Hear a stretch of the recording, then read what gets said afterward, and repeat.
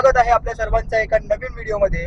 तर मित्रांनो, सकाळचे 8:30 वाजले आहेत आणि आज आपण सकाळी सकाळी निघालो आहोत सह्याद्रीमध्ये भटकंती करण्याकरिता। म्हणजेच की आज आपण निघालो ट्रेकिंगसाठी। आणि आजच्या या ट्रेकमध्ये माझ्यासोबत जॉईन आहेत, आम्ही आज टोटल 4 जणच आहोत। आज आपले 2 बंधू नाही आहेत, तर माझ्यासोबत जॉईन झालेली आहे आमची क्षमाताई आहे, पाठी रोहित बसलेला आहे आणि कॅमेरामॅन माझी बायको आहे। तर आज आपण ज्या ट्रेकला निघालो आहोत मित्रांनो, तो मावळ प्रांतामध्ये असलेला अतिशय महत्वाचा किल्ला म्हणून ओळखला जातो, तो म्हणजे कोरीगड किल्ला। आता हा कोरीगड किल्ला जो आहे तो लोणावळ्यामध्ये स्थित आहे आणि याचा इतिहासामध्ये फार महत्व आहे। तर हाच आज आपला टार्गेट आहे, कोरीगड किल्ला। आणि आज आपण मुंबई पुणे एक्सप्रेस हायवेने न जाता आज आपण जुन्या मुंबई पुणे एक्सप्रेस हायवेचा आनंद घेत आपण चाललो आहोत। तर माझ्यासोबत तुम्ही पण ह्या व्हिडिओला शेवटपर्यंत बनून राहा, जेणेकरून तुम्हाला कोरीगड किल्ल्याबद्दल संपूर्ण माहिती देखील भेटेल। आणि आता आपण डायरेक्ट भेटूया आपल्या कोरीगड किल्ल्याच्या बेसला। तोपर्यंत तुम्ही ही जर्नी एन्जॉय करा।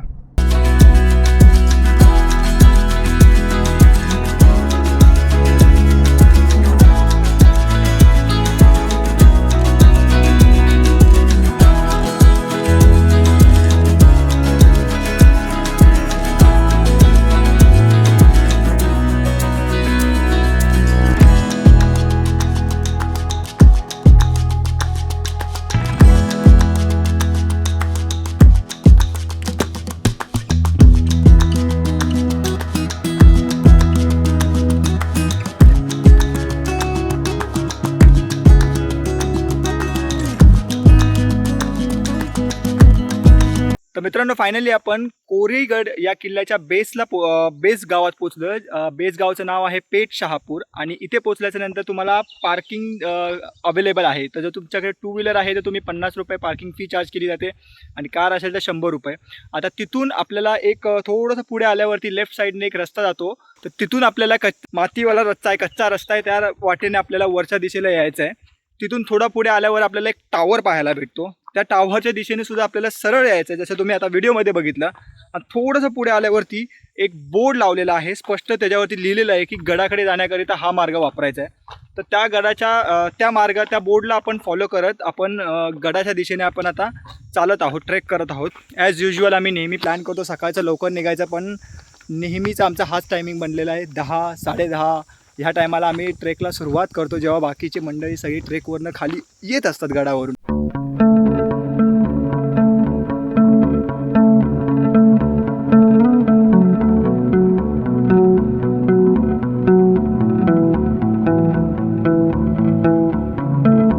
मग जिथे ज्या गावात जातोय तिथे पाणी नाही, तूच आपण जातो तिथे पाणी नाही असं का?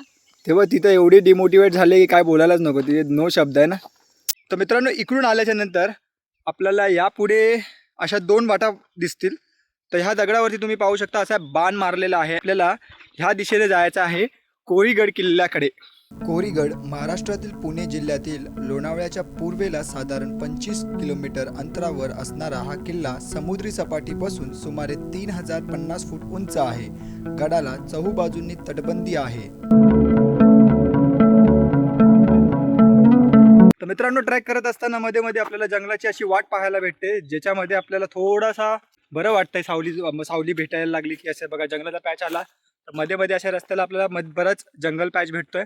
परत असं मोकळं होतंय की जेणेकरून ऊन जास्त लागतं आपल्याला, आणि आपला टायमिंगच असा आहे की उन्हामध्ये आपण ट्रेकिंग करायला जातो।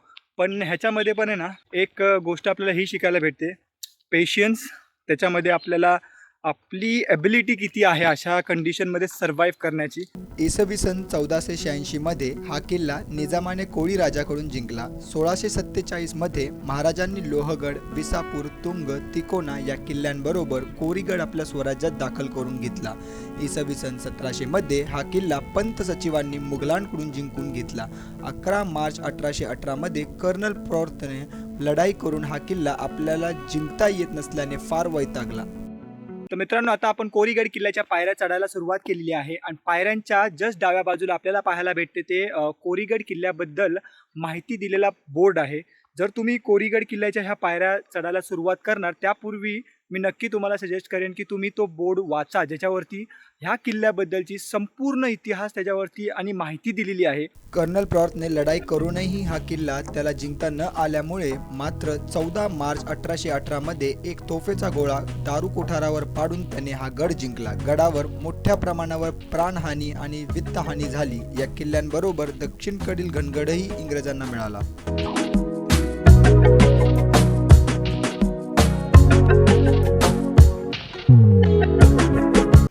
अरे मंदिराने कसं वाटतंय? हा इझी आहे, काय नाही. काय नाही वाटत आहे? ओके ओके ओके ओके सरळ सांगा ना. गरमीमुळे परेशान झालं, बाकी काय नाही. नाही, गरमी पण एवढी नाही लागत आहे. कुठे सावली हा वगैरे. ऍक्च्युली सावली आहे, जंगल ट्रेक आहे, त्यामुळे एवढं काय वाटत नाही. अरे रोहित, हे काय अवतार केलास? अरे तू तो फुल तो, अरे मला तो ह्याच्यामध्ये चतुरसिंगची था सेम वैसा तूने वो ये बांध के रखा है.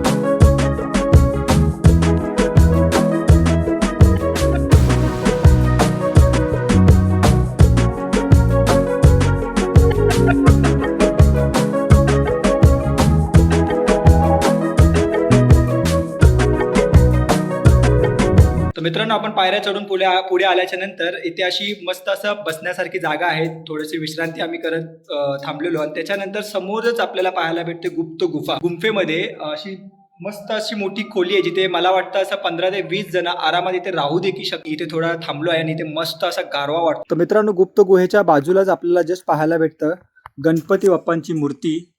छोटंसं मंदिर आहे आणि इथे गणपती बाप्पांची मूर्ती देखील आहे.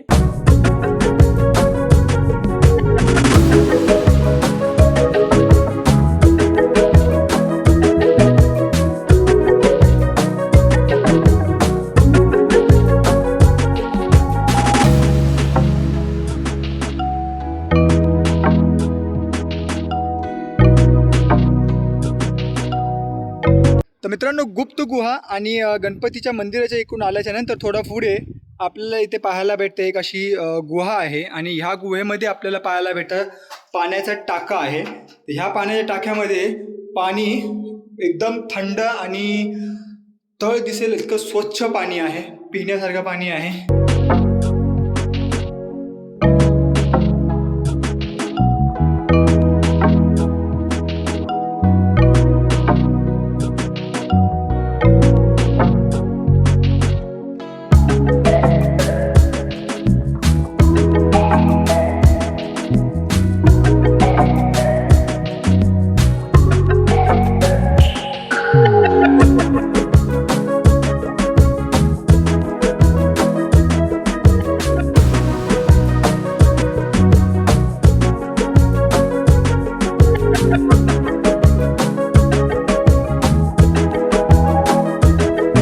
मित्रांनो, गणेश दरवाजामधून आत आल्यानंतर उजव्या दिशेला आपण वळलो तर आपल्याला तटबंदीकडे जायला रस्ता भेटतो. जी तटबंदीच्या बाजूबाजूने आपण ह्या बुर्जाकडे आलो आणि ह्या बुर्जावरती आपण पाहू शकता की माझ्या मागे की आपला जो भगवा झेंडा आहे तो किती स्वाभिमानाने हवेत फडकत आहे.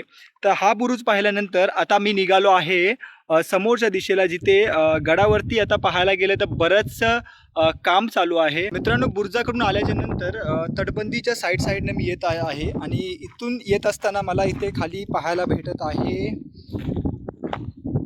गुहा पाहायला भेटत आहे. पण ह्या गुहा नसून ह्या गुहेमध्ये आपल्याला पाहायला भेटत आहे छोटंसं पाण्याचं टाकच आहे का? हा, पाण्याचा टाका आहे,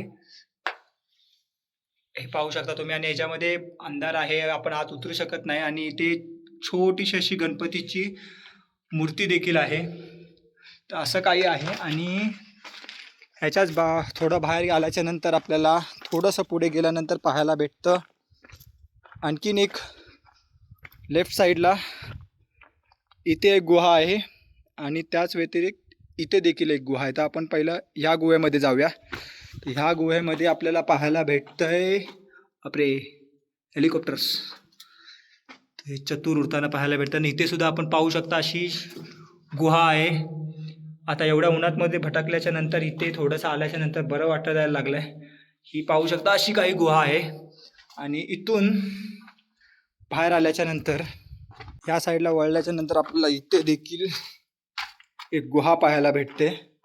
आणि ही गुहा, ओके, तर आपण आता जिथे जी गुहा पाहिली त्याच गुहाला ही जॉईंट असून असलेली ही गुहा आहे. आणि इथे देखील पाहू शकता इथे देखील एक गुहा आहे. त्याच्या आजूबाजूला बघितलं तर नुसतं नावं वगैरे लिहून घाण करून ठेवलेली. ही मूर्ख लोकांची कामं आहेत जी अशी गड किल्ल्यांवरती स्वतःची नावं लिहितात ना, यांना अकला आल्या पाहिजेत. डोकी नसल्यासारखी कामं करतात. किल्ल्यात प्रवेश केल्यावर भले मोठे पठार दिसते. गडमाथा दक्षिणोत्तर पसरलेला आहे. या गडाला साधारणतः 1.5 किलोमीटर लांबीची तटबंदी आहे. तटबंदीवरून संपूर्ण गडाला फेरी मारता येते. तटबंदीत जागोजागी जंग्या आणि बुरुज आहेत. गणेश दरवाजाने अर्थात पेठ शहापूरच्या वाटेने वर आल्यावर समोरच महादेवाचे मंदिर दिसते. या मंदिराच्या अंगणात 4 ओतीव तोफा ठेवलेल्या आहेत. मंदिराच्या मागे 2 तलाव आहेत. तलावांजवळ वाड्यांचे अवशेष आढळतात. फांजीवरून उत्तर टोकाकडील बुरुजाच्या दिशेने चालत जावे. उत्तर टोकावरील या बुरुजावर झेंडा लावलेला आहे. या बुरुजावरून दूरवरचा प्रदेश दिसतो. तसेच पेठ शिवापूर गावातून येणारी वाट दिसते.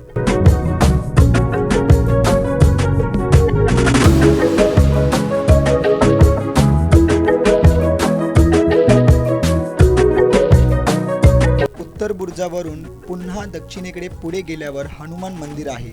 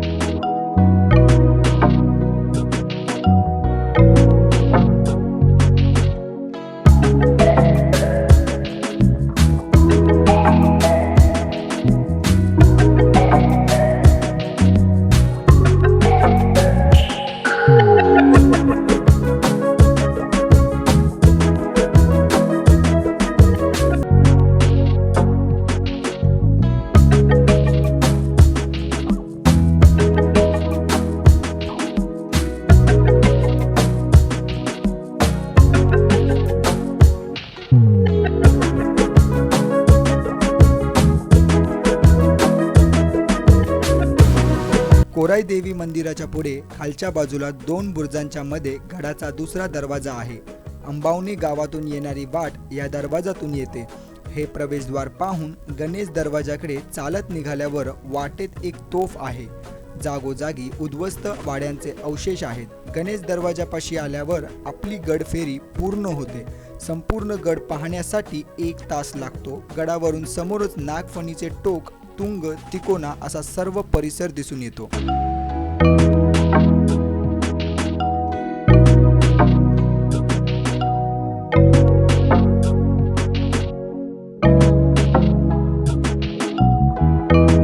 मित्रांनो, फायनली आपण येऊन पोहोचलो आहोत आपल्या घरी आणि आजचा जो आपला टार्गेट होता कोरीगड किल्ल्याचा ट्रेक हा कंप्लीट झालेला आहे.